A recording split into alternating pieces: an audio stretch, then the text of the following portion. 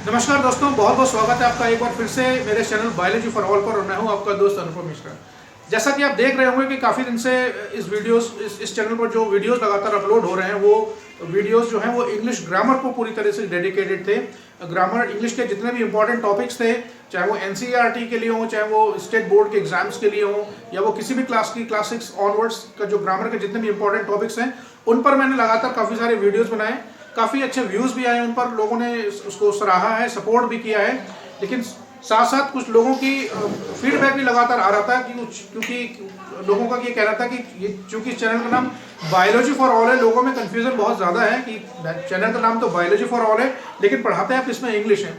जैसा कि जब चैनल की मैंने शुरुआत की थी तो मैंने बताया था कि जो लोग इस चैनल पर पहली बार जुड़े हैं उनके लिए तो एक बार से मैं फिर से बता देता हूँ, this channel is dedicated for both biology and English. तो मेरा कोशिश रहती है कि पहले मैं कुछ इंग्लिश के टॉपिक्स कवर करूं, जिनसे खासकर जो इंग्लिश ग्रामर के टॉपिक्स हैं वो मैंने काफ़ी सारे कवर कर लिए हैं। सारे वीडियो अपलोडेड हैं ऑलरेडी। तो अगर आपने चैनल को सब्सक्राइब नहीं किया, चैनल को सब्सक्राइब कीजिए, उन वीडियोस को देखिए और अपना फीडबैक और कमेंट जो भी है वो आप जरूर हम तक पहुँचाएँ। और साथ साथ आपका इसके बारे में कोई सुझाव है, उस सुझाव से हमें ज़रूर अवगत कराएं। जैसा कि लोग कह रहे थे कि काफ़ी दिन हो गए आपने, चूँकि अब एग्ज़ाम्स भी, एनुअल एग्ज़ाम्स भी आने वाले हैं, तो आपने बायोलॉजी पर काफ़ी दिनों से कोई वीडियो नहीं बनाया है।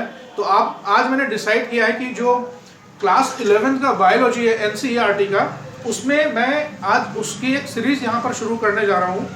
और आगे आने वाले समय में, अब इसमें जितना भी समय लगेगा, आने वाले समय में जितने भी आप वीडियोस अब लगातार देखेंगे वो सारे के सारे क्लास 11 बायोलॉजी पर पूरी तरीके से फोकस्ड होंगे, पूरी तरीके से डेडिकेटेड होंगे।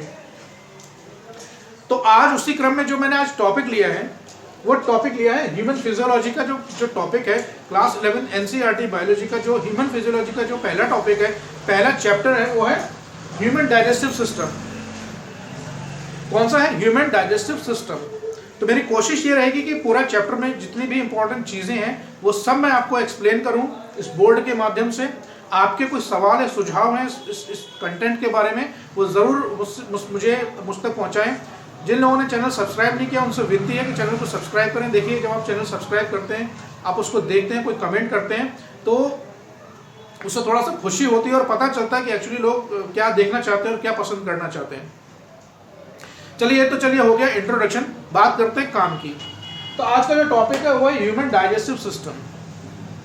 यानी कि अब हम जो बात करेंगे, अब जितने भी सिस्टम्स के बारे में हम बात करेंगे, रिप्रोडक्टिव सिस्टम हो, चाहे एक्सक्रीटरी सिस्टम हो, चाहे वो नर्वस सिस्टम हो, चाहे वो स्केलेटल सिस्टम हो, जितने भी सिस्टम्स की बात करेंगे हम, वो सारे के सारे ह्यूमन फिजियोलॉजी पर आधारित होंगे।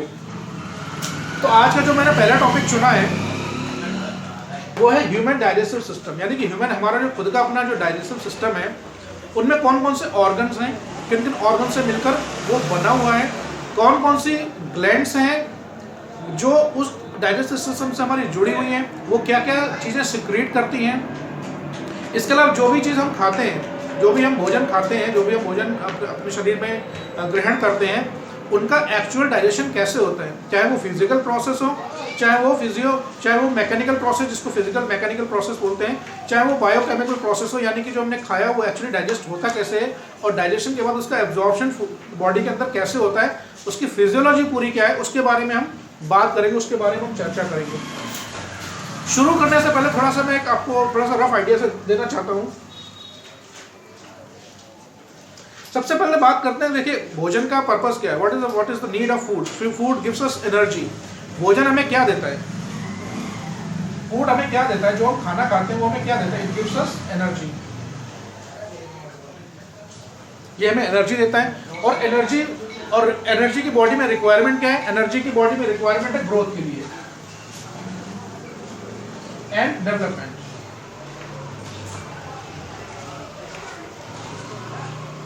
यानी कि जो भी हम भोजन कर रहे हैं, जो भी हमारे शरीर में जा रहा है, जरूरी चीजें जा रही है, उसके बारे में भी बात करते हैं। तो उसका काम मेन क्या है, food is the ultimate source of energy. अगर हम खाना नहीं खाते, देखिए ऐसा माना जाता है कि अगर आप 2 दिन पानी ना पिए तो आपको डिहाइड्रेशन इस हद तक हो सकता है कि आपको हॉस्पिटल जाना पड़ सकता है, और कंडीशन वर्सन हो जाए तो आदमी की डेथ भी हो सकती है। और ऑक्सीजन एक ऐसी चीज़ है, अगर वो हमारी बॉडी में लगातार 1 मिनट से ज़्यादा ना पहुँचे किसी भी वजह से, तो आदमी का दम घुट सकता है, उसकी मृत्यु हो सकती है। भोजन एक ऐसी चीज़ है, बिना भोजन के आप मान के चलिए कि आदमी 20 से 25 दिन या हद से 30 या 35 दिन तक जिंदा रह सकता है, उसके बाद उसका जिंदा रहना असंभव है, नामुमकिन है। तो अगर फूड बॉडी में नहीं जाएगा तो हमें एनर्जी नहीं मिलेगी, क्योंकि जो भी हम खाना खाते हैं it is broken down into small pieces, और वो स्मॉल पीसेस का उसके बाद जो बायोकेमिकल रिएक्शंस हैं उसके थ्रू उनका डाइजेशन होता है, और उसके बाद फूड के जो डिफरेंट एलिमेंट्स उनके बारे में बताता हूँ आपको, वो बॉडी में एब्जॉर्ब होते हैं और वो जो ब्रेक डाउन होते हैं वो एनर्जी लिबरेट करते हैं। तो फूड का सीधा सीधा पर्पस क्या है? Food gives us energy which is required for growth and development. Development दोनों तरीके का, फिजिकल और मेंटल दोनों तरीके का। डेवलपमेंट फिजिकल और मेंटल।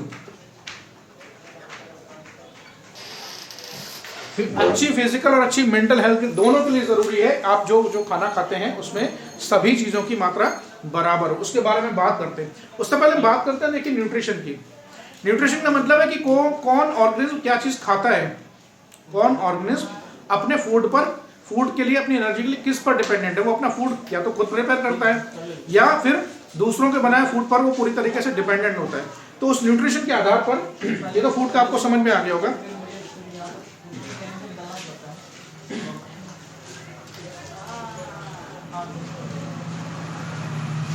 देखिए न्यूट्रिशन के आधार पर हम एनिमल्स को, जो लिविंग ऑर्गेनिज्म, उनको दो ग्रुप में बांट सकते हैं। एक तो होते हैं ऑटोट्रॉफ्स,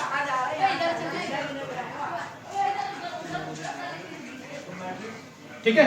ऑटो का मतलब बायोलॉजी में होता है सेल्फ, और ट्रॉफ का मतलब न्यूट्रिशन, सेल्फ न्यूट्रिशन।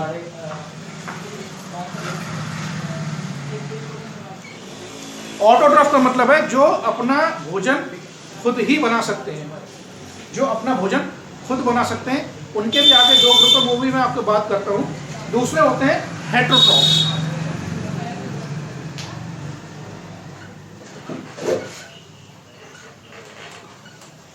ऑटो का मतलब सेल्फ, हेटेरो का मतलब डिफरेंट। तो हेटेरोट्रॉफ्स में वो सारे ऑर्गेनिज्म आते हैं which are not capable of preparing their own food, they are dependent on others, other animals, और उसमें प्लांट्स भी शामिल हैं, इंसेक्ट्स भी शामिल है, और भी बहुत सारी चीजें शामिल हैं, उन पर पूरी तरीके से डिपेंडेंट होते हैं। These animals are called heterotrophs. अब ऑटोट्रॉफ्स भी दो तरीके के होते हैं।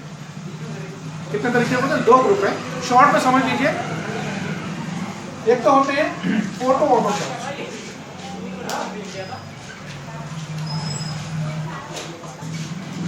फोटो का मतलब होता है लाइट, केमिस्ट्री में हम पढ़ते होंगे। फोटो का मतलब लाइट, यानी कि those organism which are capable of preparing their own food in the presence of sunlight.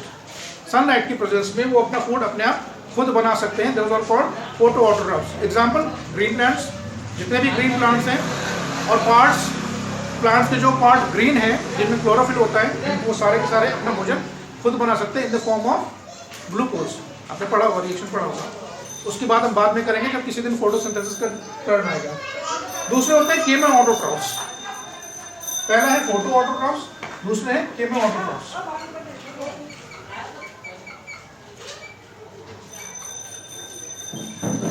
Chemo autotrophs क्या होते हैं? जो किसी केमिकल कंपाउंड को ब्रेक करते हैं और उससे जो एनर्जी लिबरेट होती है, उस एनर्जी को वो एब्जॉर्ब करते हैं।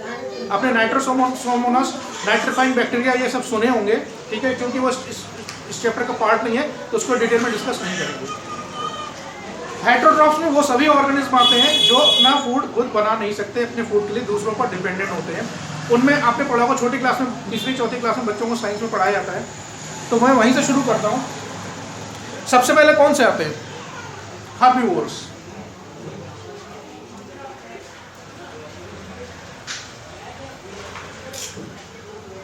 Herbivores, those animals which are dependent on green plants or plants or grasses, जो घास या पेड़ पौधे पत्तियां खाते हैं, उनको बोलते हैं herbivores। दूसरे होते हैं carnivores। Carnivores क्या होते हैं? ये भी पढ़ा होगा, छोटी क्लास में बच्चों को पढ़ाया जाता है।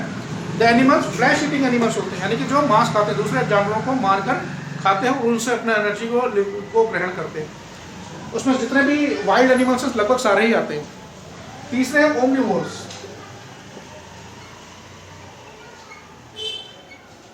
ओमनी शायद ये ग्रीक वर्ड है, एक ओमनी का मतलब होता है ऑल, एवरीथिंग। तो ओमनीवोर्स वो होते हैं जो सब कुछ खा लेते हैं, यानी कि वो प्लांट और प्लांट के प्रोडक्ट भी खाते हैं और वो एनिमल को यानी कि जो मीट वाला पार्ट है उसको भी खाते हैं, फ्लैश भी खा लेते हैं, तो वो ओमनिवोर्स कहलाते हैं। इसके अलावा आपने सुना होगा इंसेक्टिवोर्स।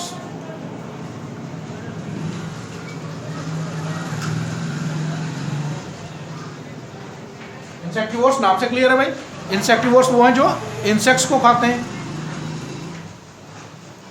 सैंगिवोरस blood sucking.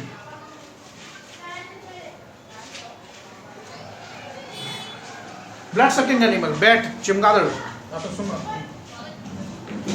Leach, सैंगिवोरस, पिसिवोरस,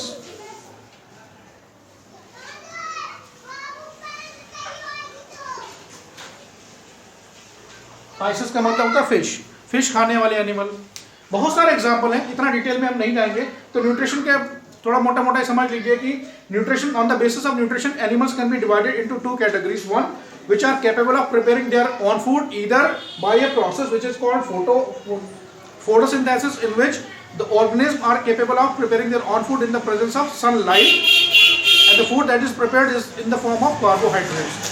Number two, chemoautotrophs are those animals which can break complex or compounds into simple inorganic compounds, and the energy which is liberated by this process, they absorb the energy, and that is how they are able to feed themselves.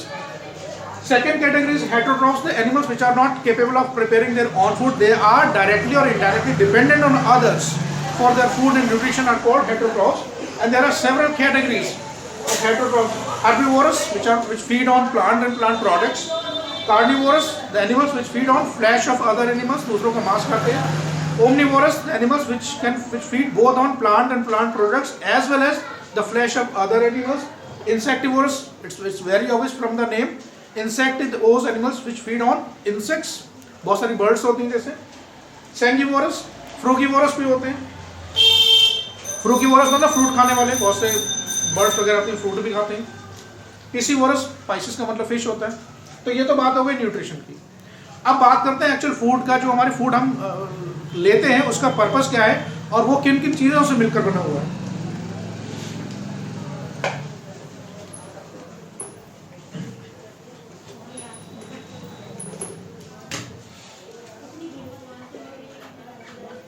देखो छोटी classes में आपने पढ़ा होगा food के जो different components हैं, they can be divided into 6 categories. जो भी फूड लेते हैं, कंप्लीट फूड जो होना चाहिए उसमें कम से कम 6 चीजें होनी चाहिए। कौन कौन सी चीजें होनी चाहिए? पहला तो होता है कार्बोहाइड्रेट।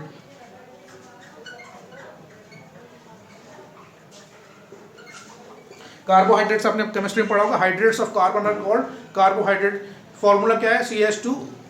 CH2O और उसको लगा दो N। और the simplest carbohydrate is glucose. सबसे सिंपल कार्बोहाइड्रेट कौन सा है? ग्लूकोज। पहला तो हो गया कार्बोहाइड्रेट। मैं पूछूं कि एक एडल्ट को लगभग कितने ग्राम कार्बोहाइड्रेट की एवरीडे जरूरत होती है? Minimum 500 grams. एक adult human being needs at least 500 grams of carbohydrate every day. It should be included in his diet. तो डेली नीड कितना है इसका? लगभग 500 ग्राम डेली रिक्वायरमेंट।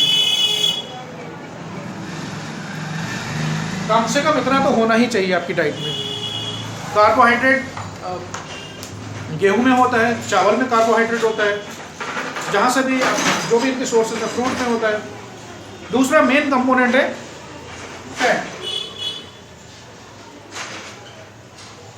अब चूंकि हम इनके बारे में बात नहीं कर रहे क्योंकि ये it's a part of digestive system, तो मैं थोड़ा थोड़ा आपको बता दूँ। फैट की जो मिनिमम रिक्वायरमेंट है हमारी बॉडी को, फैट की लगभग 20 ग्राम, कितना? एटलीस्ट 20 से 30 ग्राम। थोड़ा ज़्यादा भी हो सकता है। जो हैवी वर्क करते हैं, जो लोग हैवी वर्क करते हैं, पहलवानी करते हैं, उनकी फैट की रिक्वायरमेंट थोड़ी सी ज़्यादा होती है। मिनिमम 20 ग्राम होता है, लेकिन हम अगर एवरेज लेते हैं, चलो कहते हैं कि 30 से 50 ग्राम होना चाहिए। फैट के बहुत सारे सोर्सेज हैं। वेजिटेबल ऑयल है, ठीक है, बटर है, देसी घी है, दूध में भी कुछ मात्रा में फैट होता है। तो जो भी फैट के एनिमल में भी फैट पाया जाता है। तो पहला हो गया कार्बोहाइड्रेट, मिनिमम रिक्वायरमेंट 500 ग्राम, सिंपलेस्ट कार्बोहाइड्रेट ग्लूकोज है। इसी फॉर्म में हम फूड को डाइजेस्ट कर सकते हैं, हमारा बॉडी किसी और फॉर्म में फूड को डाइजेस्ट नहीं कर पाती है। दूसरा है फैट, मिनिमम रिक्वायरमेंट 30 से 50 ग्राम, थोड़ा ज़्यादा भी हो सकते हैं depending on how much hard work do you do, physical work आप जितना ज़्यादा करते हैं। और तीसरा है प्रोटीन। प्रोटीन के बहुत सारे सोर्सेज हैं, उसको उनके नाम मैं डिस्कस नहीं करूंगा। एनिमल में प्रोटीन है, एनिमल के प्रोटीन के अलावा वेजिटेबल प्रोडक्ट्स भी हैं जिनमें प्रोटीन पाई जाती है। सोयाबीन है, फिश में प्रोटीन पाई जाती है, मीट में प्रोटीन पाई जाती है, दूध में भी प्रोटीन पाई जाती है। प्रोटीन का जो हमारी रिक्वायरमेंट है, प्रोटीन की हमारी जो रिक्वायरमेंट है वो यहाँ ऐसा रहता है कि जितना आपका बॉडी का एवरेज वेट है कम से कम उतने ग्राम होने चाहिए। तो मान के चलिए कम से कम 70 to 80 ग्राम आपकी मिनिमम 70 से 80 ग्राम इतना आपको कम से कम प्रोटीन आपकी डाइट में शामिल होना चाहिए। इसके अलावा मिनरल्स वो इनऑर्गेनिक एलिमेंट्स होते हैं जिनको which are required in small quantities so as to maintain the equilibrium of body organs, so as to maintain all the physiological activities which are happening inside our body or in different organ system. Minerals बहुत elements होते हैं, कौन से inorganic elements होते हैं जिनकी बहुत कम मात्रा में बॉडी को ज़रूरत होती है। और उन एलिमेंट्स में बहुत सारे एलिमेंट्स हैं, आपको मैं बहुत सारे नाम ऐसे ही बता देता हूँ। कार्बन है, हाइड्रोजन है, नाइट्रोजन है, मैग्नीशियम है, मैग्नीज है, कोबाल्ट है, फॉस्फेट है, पोटेशियम है। ये सब किसमें आते हैं? सब मिनरल्स में आते हैं। मिनरल्स की हमें रिक्वायरमेंट ज़रूरी है प्लांट्स के लिए भी और हमारे लिए भी। अगर मिनरल्स हमारी बॉडी में पर्याप्त मात्रा में नहीं पहुंचते तो मिनरल डेफिशिएंसी हो जाती है। उसके अलावा विटामिन्स के बारे में डिटेल में किसी और दिन बात करेंगे। और लास्ट क्या है?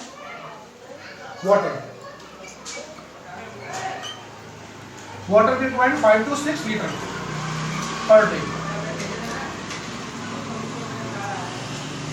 वाटर इतना लगभग ऐसा रिकमेंडेड है कि कम से कम 5 से 6 लीटर जो है आपकी बॉडी में पानी 24 घंटे में इतना लगभग पहुंचना चाहिए। इतना पानी तो आपको लगभग पीना ही चाहिए। तो ये तो बात होगी फूड, उसके वेरियस कंपोनेंट्स की। ये कंपोनेंट्स हमारी डाइट में शामिल होने चाहिए। अब बात करते हैं एक्चुअल डाइजेस्टिव सिस्टम की, उसके बारे में बात करते हैं। चलिए बात करते हैं एक्चुअल डाइजेस्टिव सिस्टम की। ह्यूमन का जो एक्चुअल डाइजेस्टिव सिस्टम है उसके बारे में बात करते हैं, उनमें कौन कौन से पार्ट्स हैं। तो सबसे पहला जो सबसे मेन पूरा जो डाइजेस्टिव सिस्टम का सबसे मेन पार्ट है वो है alimentary canal. Spelling ALIMENTARY, alimentary canal. एक वर्ड और होता है एलिमेंट्री, जिसकी स्पेलिंग ये है एलिमेंट्री।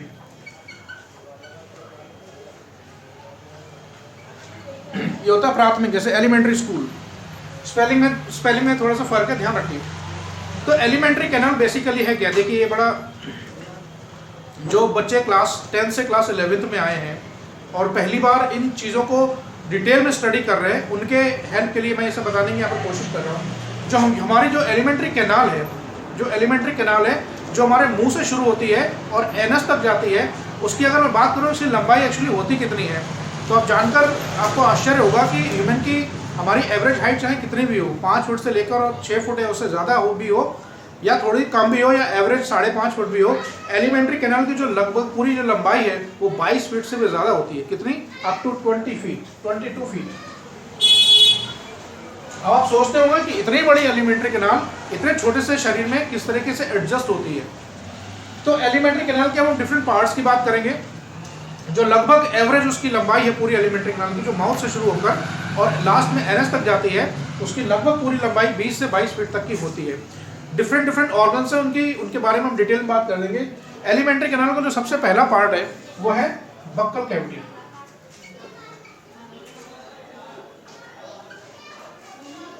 क्या नाम है? Buccal cavity. इसलिए उसको ओरल कैविटी भी बोलते हैं।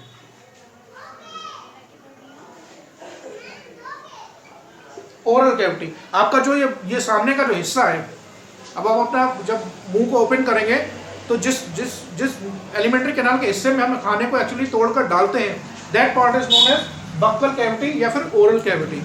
अब इस ओरल कैविटी में कौन कौन से चीज़ें आती हैं उसके बारे में हम बात करते हैं, क्योंकि चूंकि वो एलिमेंट्री कैनाल का ही पार्ट है कि फूड का जो फर्स्ट प्रोसेसिंग का जो पहला स्टेप है वो वहीं से शुरू होता है। खाना सबसे पहले तोड़कर सबसे पहले हम अपने मुंह में ही डालते हैं। तो इसके कौन कौन से पार्ट हो गए, एक तो हो गया मुंह, mouth. The food that we want to eat goes inside the alimentary canal with the help of mouth. Mouth में क्या क्या चीजें हैं, सबसे पहले टीथ, दांत है हमारे, और क्या है, टंग है, और इसके अलावा क्या है, ग्लैंड्स है। वो ग्लैंड्स क्या है उसके बारे में मैं बात करता हूँ, वो ग्लैंड्स क्या है उसके बारे में मैं अभी बात करता हूँ। सबसे पहले बात करते हैं टीथ। अब चूंकि ह्यूमन डाइजेस्टिव सिस्टम की बात कर रहे हैं तो सिर्फ ह्यूमन डाइजेस्टिव सिस्टम में जो हमारा टीथ है उनके बारे में बात करते हैं। ह्यूमन में टीथ जो होते हैं उन वो तीन तरीके के होते हैं। तीन तरीके का मतलब जो मेरे कहने का उसको पहले समझिए। सबसे पहला है हेट्रोडोंट।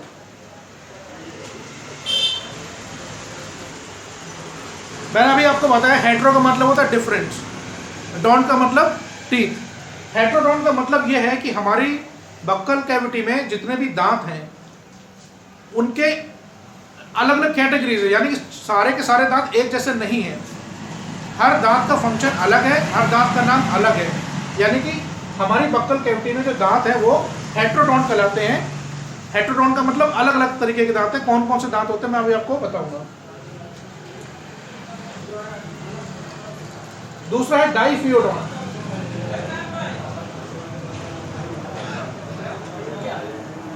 डाइफियोडोंट का मतलब ये होता है, देखिए तो आपको भी पता होगा कि in our entire life we get two types of set of teeth. हमारे पूरी लाइफ में दांतों को दो सेट आते हैं दो बार। एक तो बच्चा जब बहुत छोटा होता है तो सबसे पहले जो उनको दांत निकलते हैं जिनको मिल्क टीथ बोलते हैं या टेम्पररी टीथ बोलते हैं। दो तरीके, डाई का मतलब दो होता है, डाई का मतलब दो। तो डाइफियोडोंट का मतलब यहाँ पर क्या है, इसको थोड़ा सा रब कर देते हैं। और हेट्रोडोंट का मतलब होता है, कभी आपको समझाता हूँ। डाइफियोडोंट का मतलब होता है we get two sets of teeth in our entire life. One is when the baby is born and after 6 months the teeth starts appearing. बच्चे के दांत निकलने शुरू हो जाते हैं, या तो ऊपर के दो निकलेंगे या नीचे के दो निकलेंगे। फिर धीरे धीरे उनकी संख्या बढ़ने लगती है। तो पहला जो सेट होता है उसको बोलते हैं मिल्क टीथ। कौन से होते हैं, मिल्क टीथ। मिल्क टीथ की जो संख्या है वो मैक्सिमम 20 तक हो सकती है। कितने होते हैं, 20 होते हैं। किसी बच्चे का, आपके घर में कोई बच्चा हो 5-6 साल तक का, 8 साल तक का, उसके मुंह में आप देखिएगा 20 दांत होते हैं, लगभग 20 के दांत होते हैं। ठीक है। मिल्क टीथ के बाद जब ये मिल्क टीथ गिर जाते हैं, ये टेम्पररी टीथ होते हैं। कैसे होते हैं, टेम्पररी।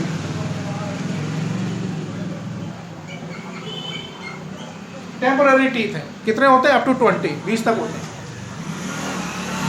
जब ये दांत गिर जाते हैं उसके बाद जो दूसरा सेट आता है उसको बोलते हैं परमानेंट टीथ। ये तो ये ए हो गया, ये बी हो गया।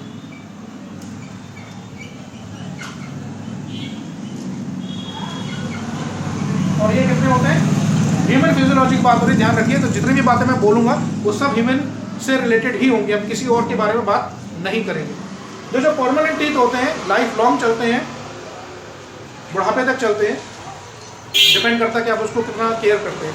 वो होते हैं कितने, 32। तो ये तो हो गया डाइफियोडोंट। अब बात करते हैं हेट्रोडोंट की। कि हेट्रोडोंट भाई क्या होता है।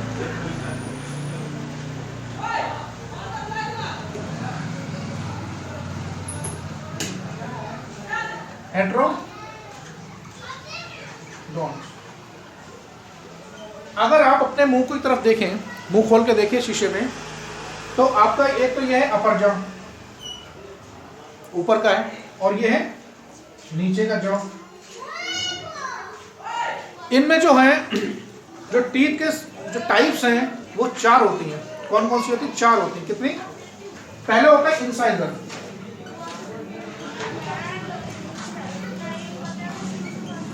इंसाइजर इसको किससे डिनोट करेंगे, कैपिटल आई से।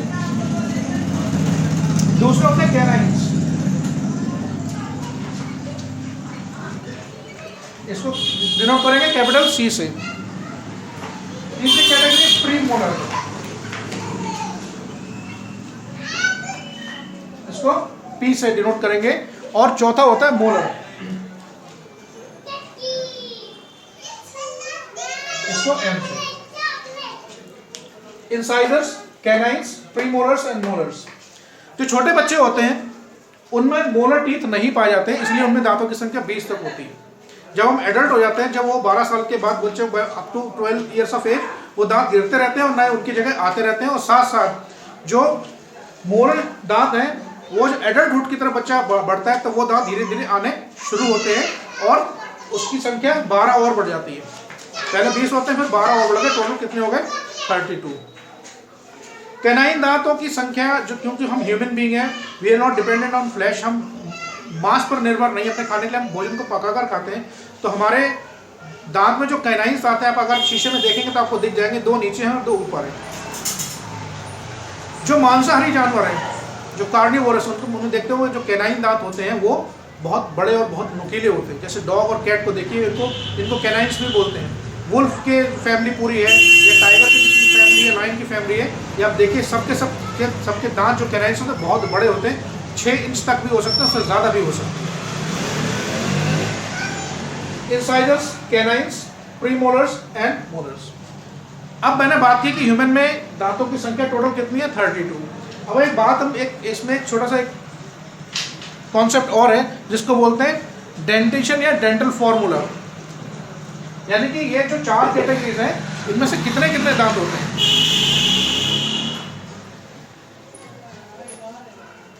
डेंटल फॉर्मूला,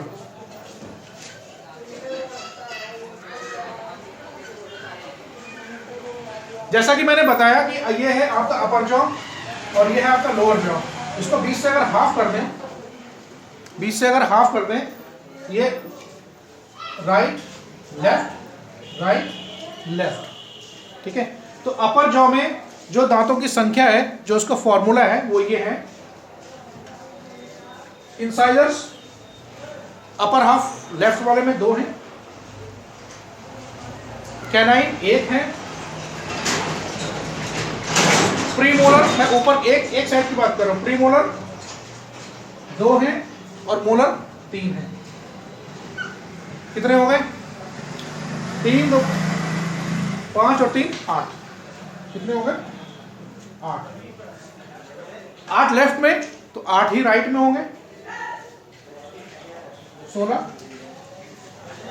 और उतने ही नीचे लेफ्ट में, उतने ही नीचे राइट में।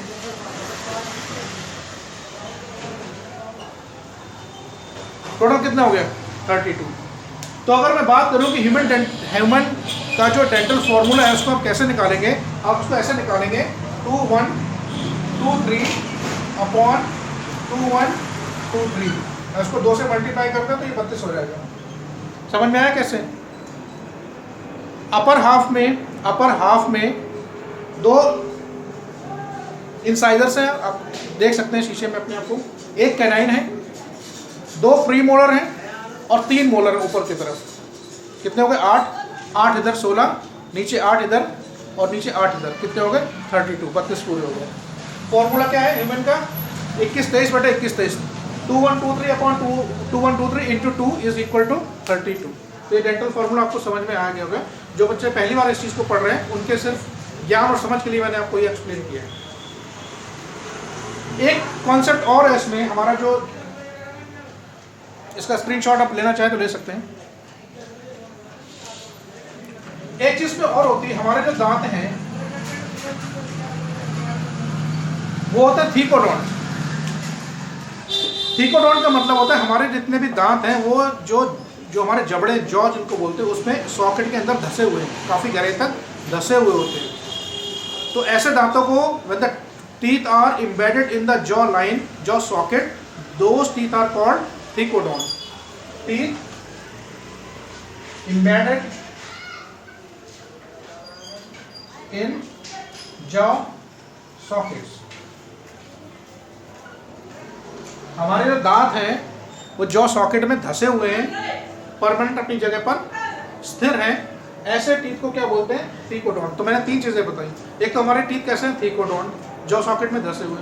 दूसरे डाइफियोडोंट का मतलब 2 बार हमारे टीथ के सेट आते हैं, पहले टेम्पररी यानी कि मिल्क टीथ, दूसरे परमानेंट टीथ। मिल्क टीथ की संख्या 20 तक होती है बच्चों में, और 1 साल के बाद वो निकलना शुरू होते हैं, और 12 साल की उम्र तक टीथ वो आते रहते हैं, पुराने जाते रहते हैं, और साथ साथ और जैसे ही बच्चा एडल्टहुड में प्रवेश करता है धीरे धीरे धीरे वो दांत गिरते हैं और लगातार चेंज होते रहते हैं। और उसके साथ बाद में जो मोलर दांत जिसको बोलते हैं अकल दाढ़, हिंदी में बोलते हैं अकल दाढ़, वो दांत भी धीरे धीरे आने शुरू होते हैं। आपने महसूस किया होगा, अगर आप इस एज में पहुंच गए हैं तो आपने महसूस किया होगा कि आपके दांतों में दर्द होना बहुत शुरू हो गया है, तो कभी महसूस कीजिएगा। डॉक्टर बोलता है कोई बात नहीं, इसके दांत निकल रहे हैं, जिसको अकल दाढ़ बोलते हैं।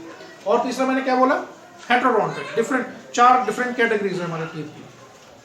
तो ये तो हो गया बक्कल कैविटी का। अब बात करते हैं एक्चुअल एलिमेंट्री कैनाल की।